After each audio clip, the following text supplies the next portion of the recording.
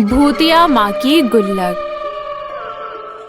नंदिनी अपने माता पिता के साथ एक छोटे से शहर में एक किराए के मकान में रहती थी। नंदिनी के पिता मोहनलाल एक होटल में पानी पिलाने का काम किया करते थे। वहीं उसकी माँ शोभा घरों में खाना बनाने का काम किया करती थी। इससे उनका घर का खर्चा चल पाता था। नंदिनी बहुत ही होशियार लड़की थी। वो एक सरकारी स्कूल में पढ़ा करती थी और हमेशा क्लास में फर्स्ट आया करती थी। एक दिन नंदिनी अपनी माँ से बोली, माँ देखना, हर साल की तरह इस साल भी मैं फर्स्ट आऊंगी, फिर मैं भी अच्छे कॉलेज में पढ़ने जाऊंगी। पर माँ, इसमें तो पैसे भी बहुत ज्यादा चाहिए होंगे ना, और हमारे घर के हालात तो पहले से ही खराब है। अरे बेटी, तुम चिंता क्यों करती हो, मैं हूँ ना, तुम बस अपनी पढ़ाई पर ध्यान दो, बाकी मैं सब देख लूंगी। रात को नंदिनी के पिता मोहनलाल जब काम पर से घर लौटा, तब नंदिनी की माँ शोभा बोली, सुनो जी, अपने मालिक से कहो ना कि आपकी तनख्वाह थोड़ी ज्यादा कर दे। आप जितना कमाते हो उतने में तो सिर्फ घर का खर्चा ही चल पाता है। अब हमें नंदिनी की पढ़ाई लिखाई का भी तो देखना है। अरे भाग्यवान, नंदिनी बिटिया की पढ़ाई की चिंता तो मुझे भी है, पर मैं क्या करूं, मैं तो बहुत मेहनत करता हूं, फिर भी ज्यादा नहीं कमा पाता। अगले दिन नंदिनी अपनी माँ के साथ बाजार से सब्जी लेकर आ रही थी। तभी उसे एक दुकान पर एक सुंदर सी ड्रेस दिखाई दी और नंदिनी अपनी माँ से बोली, माँ देखो ना, कितनी सुंदर ड्रेस है। हाँ बेटी, ये ड्रेस तो बहुत ही सुंदर है। ऐसा बोलकर वो दोनों घर आ गए। फिर अगले दिन नंदिनी की माँ शोभा काम करके घर आ रही थी कि रास्ते में उसकी नजर उसी ड्रेस वाली दुकान पर पड़ी। अरे, ये तो वही ड्रेस है। ये ड्रेस तो नंदिनी को बहुत पसंद आई थी और आज मालकिन ने मुझे तनख्वाह के 2000 रुपए दिए हैं, तो क्यों ना मैं अपनी बेटी नंदिनी के लिए ड्रेस खरीद लूं। ऐसा सोचकर वो दुकान के अंदर चली गई और दुकानदार से बोली, अरे भैया, ये ड्रेस कितने की है? अरे क्या करोगी पैसे पूछकर, तुम्हारे बस का नहीं है ये ड्रेस खरीदना। चलो जाओ यहाँ से, जाने कहाँ से आ जाते हैं। अरे भाई साहब, बताओ तो सही, कितने की है? मुझे ये ड्रेस अपनी बेटी के लिए खरीदनी है। अरे बाबा, 5000 की है ये ड्रेस, और तुम्हें देखकर तो लगता है तुम्हारे पास 10-20 रुपए से ज्यादा पैसे नहीं होंगे। हाँ, और चली हो इतनी महंगी ड्रेस खरीदने। जाओ यहाँ से और अपना रास्ता नापो, पता नहीं कहाँ से चले आते हैं भिखारी कहीं के। हाँ। नंदिनी की माँ शोभा उदास होकर दुकान से बाहर चली गई। तभी उसे कुछ दूर पर एक गुल्लक की दुकान दिखाई दी। वो दुकान से गुल्लक खरीदकर घर चली गई। अरे क्या हुआ, अगर आज मैं नंदिनी के लिए ड्रेस नहीं खरीद पाई, अब से मैं अपनी तनख्वाह के पैसे गुल्लक में डाला करूँगी और फिर कुछ ही महीनों में ये भर जाएगी। तब मैं अपनी नंदिनी बिटिया के लिए वो ड्रेस खरीद लूंगी। साथ ही नंदिनी के आगे की पढ़ाई के लिए पैसे भी जमा हो जाएंगे। फिर कुछ दिन बाद नंदिनी की माँ शोभा कुछ और घरों में भी खाना बनाने का काम करने लग गई और काम से जो पैसे मिलते हैं वो उसे गुल्लक में जमा करने लगी। शोभा दिन रात मेहनत करती है ताकि वो नंदिनी को किसी अच्छे कॉलेज में दाखिला करा सके और साथ ही उसके लिए वो सुंदर सी ड्रेस खरीद सके। लेकिन होने को कुछ और ही मंजूर था।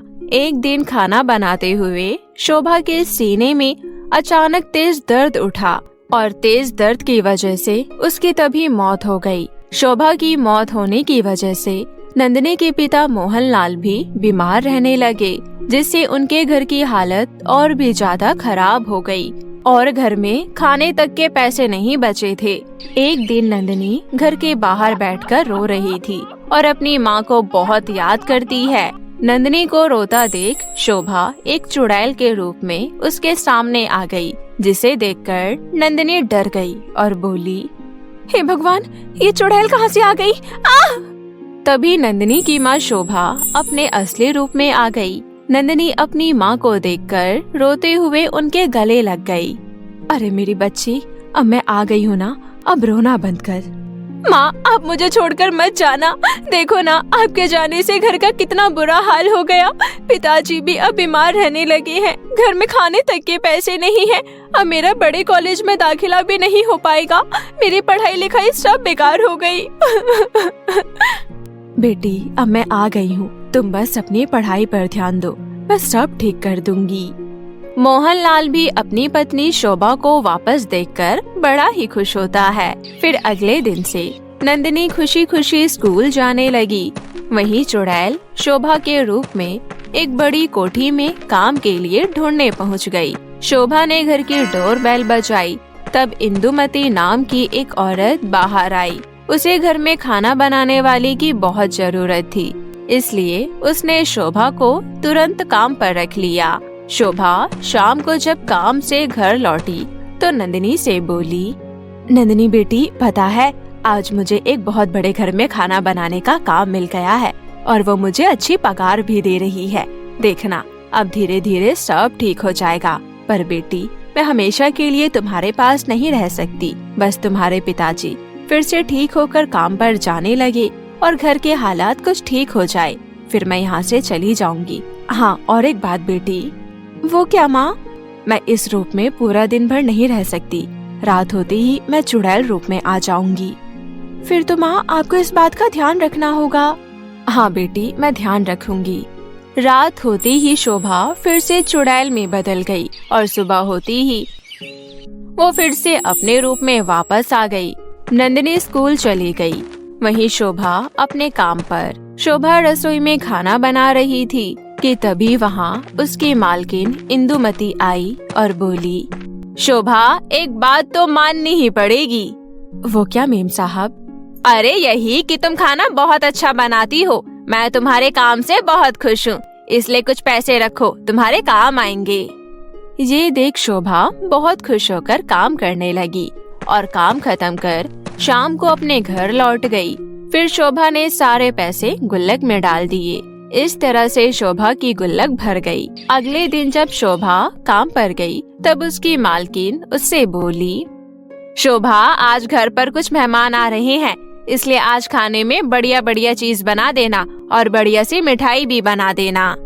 शोभा जल्दी जल्दी सभी मेहमानों के लिए खाना बनाने लगी, लेकिन तभी खाना बनाते बनाते रात हो गई और शोभा को इस बात का पता नहीं चला और वह चुड़ैल रूप में बदल गई। तभी वहाँ मालकिन इंदुमती आई और शोभा को चुड़ैल के रूप में देखकर उसके होश उड़ गए और वह दौड़ते हुए रसोई से बाहर भागी और सीधा अपने पति मदन सिंह के कमरे में पहुंची और घबराते हुए बोली, अजी वहाँ पर चुड़ैल, वो शोभा ना चुड़ैल बन गई है। अरे तुम्हारा दिमाग तो ठीक है, जो चुड़ैल चुड़ैल लगा रखा है। मेहमान आने वाले हैं और तुम हो कि फिजूल की बातें कर रही हो। आप चलो मेरे साथ, मैंने खुद शोभा को चुड़ैल के रूप में देखा है। वो दोनों तुरंत रसोई में गए और वहाँ शोभा की जगह चुड़ैल को देखकर दोनों के होश उड़ गए। अरे मर गया रे, ये हमारे घर में चुड़ैल कहाँ से आ गई? अरे अरे, आप दोनों मुझसे मत डरो, मैं आप दोनों को कोई नुकसान नहीं पहुँचाऊंगी। तुम तो शोभा थी ना, फिर तुम चुड़ैल कैसे बन गई? फिर चुड़ैल इंदुमती और उसके पति को सारी बात बताती है, जिसे सुनकर दोनों बहुत हैरान हो गए। साथ ही उन दोनों को उस पर बहुत ही ज्यादा तरस आया। तभी मदन सिंह बोला, मरने के बाद भी तुम अपनी बेटी के लिए कितना कुछ कर रही हो। वहीं दूसरी ओर रात होने पर भी जब शोभा घर नहीं पहुंची तो नंदिनी को अपनी माँ की चिंता होने लगी। फिर वो तुरंत इंदुमती के घर जा पहुंची। वहाँ अपनी माँ को चुड़ैल बना देख नंदिनी घबरा गई। अरे माँ, अब क्या होगा? इन्होंने तो आपको आपके असली रूप में देख लिया। तभी इंदुमती बोली, बेटी तुम्हारे माँ के बारे में हमें सब पता चल चुका है, तुम्हें परेशान होने की कोई जरूरत नहीं है। और हाँ शोभा, अब से नंदिनी तुम्हारी बेटी ही नहीं बल्कि हमारी बेटी भी है, इसलिए नंदिनी की पढ़ाई लिखाई का सारा खर्च हम दोनों उठाएंगे और तो और उसका अच्छे कॉलेज में दाखिला भी करा देंगे। इंदुमती की बातें सुनकर चुड़ैल शोभा के आंखों में आंसू आ गए। इंदुमती का पति मदन सिंह शोभा को कुछ पैसे देते हुए बोला, शोभा ये कुछ पैसे रखो, तुम्हारे काम आएंगे और तुम्हें अब काम करने की कोई जरूरत नहीं है। आज से हम तुम्हारी बेटी का ध्यान रखेंगे। चुड़ैल पैसे लेकर अपनी बेटी नंदिनी के साथ खुशी खुशी घर लौट आई और फिर घर में रखी हुई अपनी गुल्लक को उठाया। उसने देखा गुल्लक बहुत भारी हो चुकी थी। फिर उसने गुल्लक में से कुछ पैसे निकाल लिए। उसके बाद अगले दिन वो सीधा उसी ड्रेस वाली दुकान पर गई और वहाँ से उसने अपनी बेटी नंदिनी के लिए 5,000 वाली ड्रेस खरीदी और लाकर नंदिनी को दे दी। फिर वो अपने पति मोहन लाल से बोली, अजी अब आप भी ठीक हो गए और अब मुझे नंदिनी बिटिया की पढ़ाई की भी चिंता नहीं है, इसलिए अब मैं आराम से खुशी खुशी जा सकूंगी। माँ, हमें आपकी बहुत याद आएगी। नंदिनी बेटी, तुम मेरी गुल्लक संभाल कर रखना, इसने जरूरत के समय पर मेरी बहुत मदद की है और देखना भविष्य में तुम्हारी भी मदद करेगी। अच्छा, अब मैं चलती हूँ, अपना ध्यान रखना बेटी। इतना कहकर चुड़ैल हवा में कहीं गायब हो गई।